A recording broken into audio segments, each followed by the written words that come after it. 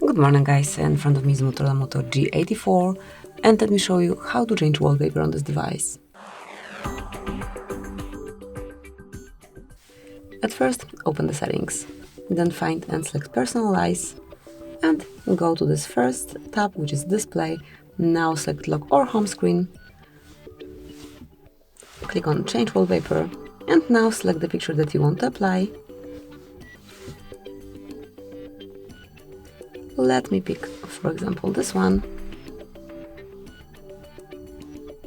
Just give it a couple of seconds to be shown. So now you've got the preview on both lock and home screen. You can zoom it in if you want to. And now if you want to apply it, just tap on confirmation mark. Finally decide if it's for your lock screen only or both home and lock screens. And that's it. As you can see, both wallpapers are changed and you can smoothly enjoy your brand new coverage. So that's it. This will be all. Thank you for watching. Please subscribe our channel and leave the thumbs up.